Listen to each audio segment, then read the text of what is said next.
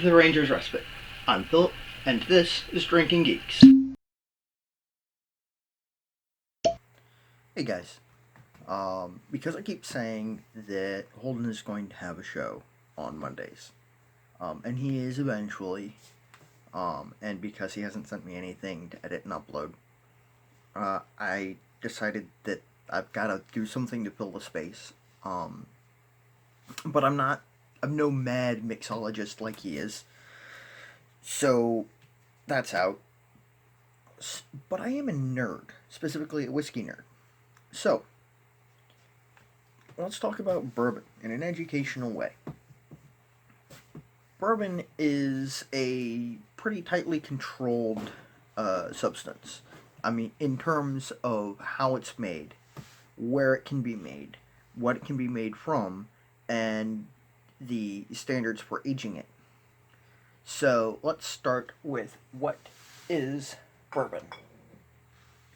Bourbon is a spirit distilled from a mash of at least 51% corn, which means that if it's 50% corn, it's not bourbon. 51% corn, just barely bourbon. But most recipes are at least 60% corn. And the other grains in bourbon tend to be either rye, malted barley, or wheat. There are some exceptions, but those are the main ones. Now, once you've got your mash of at least 51% corn, you have to distill it. You must distill it to no more than 160 proof. That is 80%.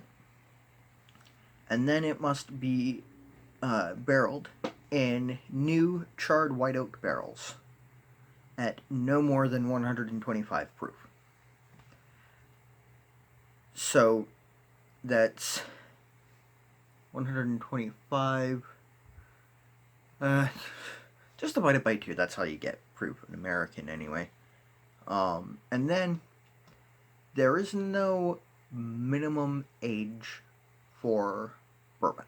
So technically, you could do like the folks at Pabst Blue Ribbon did, and you can age it for 5 seconds.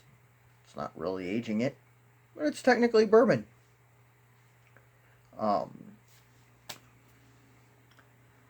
Now, to be straight bourbon whiskey, it must be aged for at least 2 years. To not have an age statement, it must be aged for at least 4 years.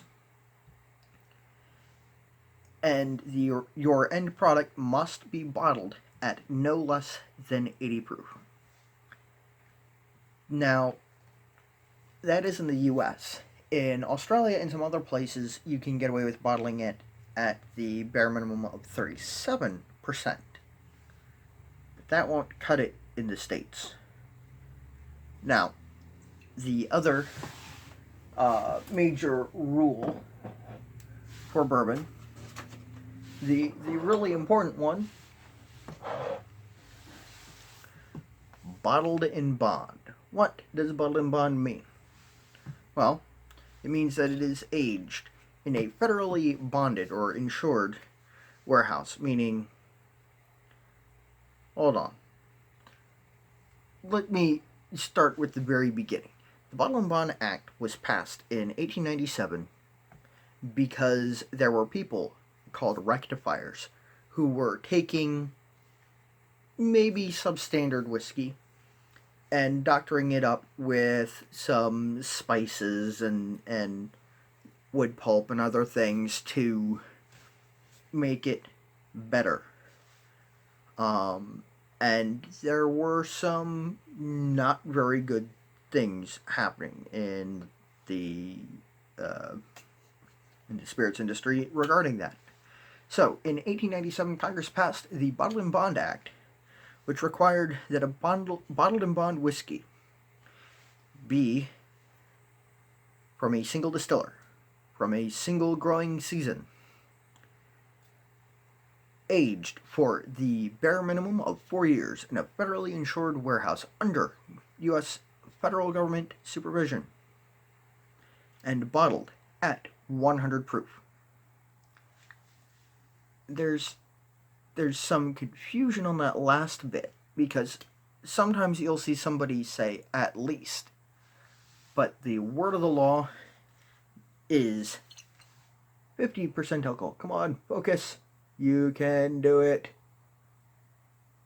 Maybe you can't. Come on. Come on. Oh, well, it's not going to do it. Sorry.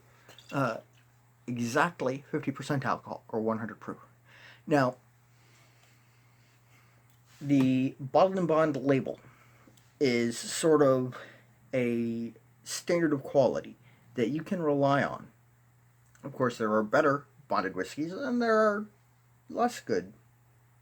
There are better and worse bonded whiskeys. This won an award a few years ago and became very popular and hard to find. And for $35, it is absolutely worth it. I'd say even as much as for $50, it's worth it. But I'll talk about markups and how awards sometimes negatively affect the whiskey industry in a different video. Now, alright, I almost forgot something. To be bourbon, it has to be made in the United States. There are other places in the world where it is a wild west in terms of liquor production, where occasionally you see things labeled as being bourbon or bourbon style, and in order to be marketed in the US, the UK, Canada, I think France, and there are probably a couple of others that I'm not aware of. Oh, and maybe Japan, and maybe Australia. It has to be a product of the US to be labeled bourbon. And there have been some interesting kerfluffles about that. You see, calling something from a bourbon mash, like, for example, this Crown Royal bourbon mash whiskey, and that's going to be backwards for you, I think. I might have to flip this video. But anyway, this was produced for the Blender series, which I think was originally supposed to be an ongoing series where they were taking various whiskeys produced by the distilleries that produce spirit for Crown Royal and bottle them independently. And this is essentially, they took what would be, if it were made in the US, a bourbon, and they slapped bourbon mash on it and sold it in the US. And because Crown Royal has a long-standing agreement with the TTB, they managed to get it through labeling approval and whatnot before anybody said, wait a minute. And this is technically illegally labeled whiskey. They cannot put bourbon on one of their products because it's made in Canada. And in the past, there have been some sort of kitschy, close call things where a whiskey aged in bourbon barrels had to be had to have their labels redesigned slightly because they put a little bit too much emphasis on bourbon, or bourbon barrel finished. That's what it was. It was bourbon barrel finished, and it had bourbon in larger letters, and then underneath barrel finished. And that's actually very common for Scotch and Irish whiskies, because you can only use a bourbon barrel once. Once it's had bourbon in it, once it's had rye in it, once it's had wheat whiskey in it, that's it. It can no longer be used for the production of American whiskey unless you're aging corn whiskey in it. and so they sell them to distillers in Japan, Scotland, Ireland, and India, among other places, obviously, where they fill it with their spirit and age it, uh, and that's perfectly fine and legal. And let's see, that's out of reach. But bourbon is unique to the United States. It is America's native spirit.